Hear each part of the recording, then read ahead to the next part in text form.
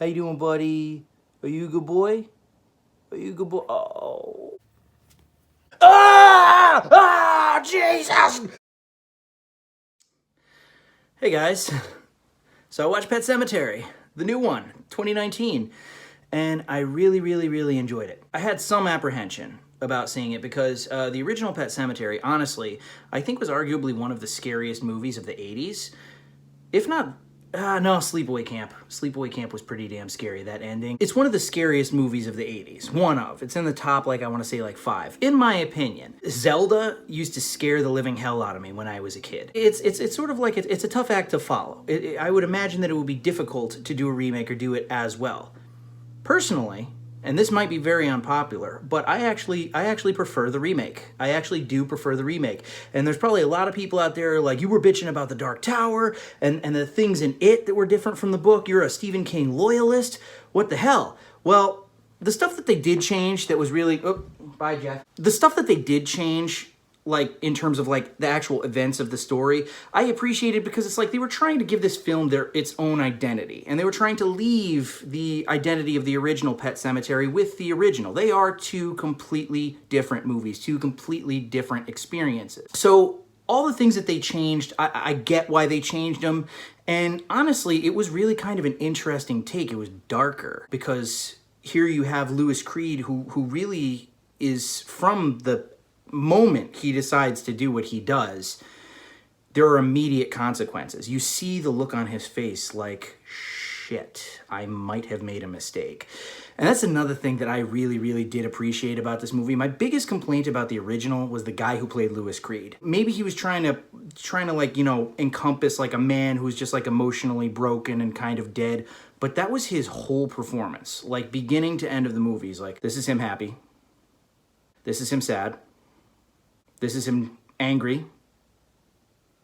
It's like, that's all he did. He was one note the entire time, and I was like, God, what a boring main lead. Jason Clarke, I mean, some people actually said that his performance was like underplayed to the point of being boring. I disagree. It was definitely low-key, but it was more natural. It was more organic. I believed him more. I believed the pain that he was going through. I believed him. I will say that Church from the original Pet Sematary is creepier. That effect with the glowing eyes was creepier. The cat looked evil.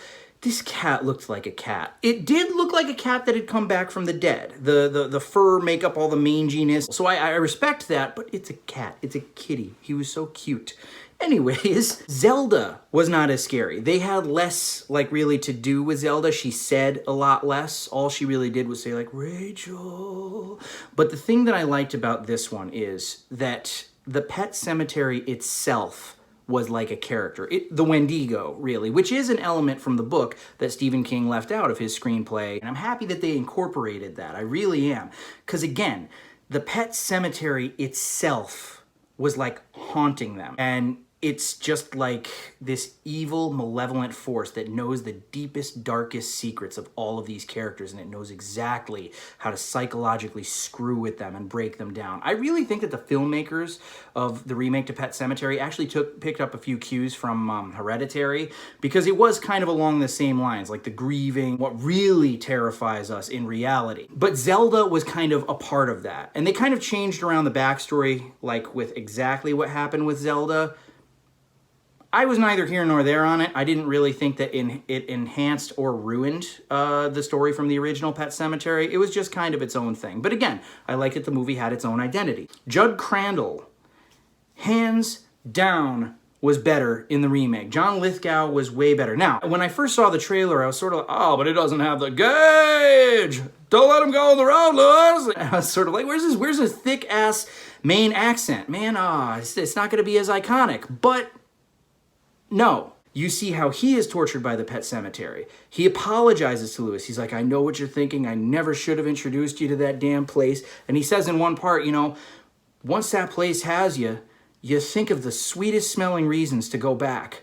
And it sort of lended a sympathy to his character that wasn't in the original one. Because while, you know, Judd's portrayal in the original, I mean, he was a likable guy. When you really think about it, you're like, man, that guy's kind of an asshole. He knew the history of this place, and he still showed Louis this because of a freaking cat? Because of a dead cat? Really? But In this, you realize that like once you've messed around with the Pet Sematary, it never lets you go. It never fully lets you go. There's the entity, the Wendigo there that is consistently calling to you. And even though you know it's bad news, it's like you can't help yourself. It's a type of hypnosis. And people who like move into that house that's on the property of the Pet Sematary, they're just screwed. As far as the actual Wendigo is concerned, I'm happy that you don't really see it. You sort of see it. I had to literally rewind that part like 3 times to be like, I think that is the Wendigo, but I'm still not entirely sure. I liked that. Some people were disappointed by that. Personally, I would have rather seen that eerie, dimly lit silhouette than like some towering CGI monster that just ruined everything. It's another thing. I'm really happy that they didn't go overboard with the special effects. The original Pet Sematary, rough act to follow, man, but they followed it, and I would actually say that they improved upon it. I know many people disagree with that, but that's my opinion on it. 2019 Pet Sematary, definite thumbs up from me. Really creepy, really eerie, really, really, really dark ending. Good movie. Gave me the willies. Check it out if you haven't seen it already. All right, guys. That's all she wrote.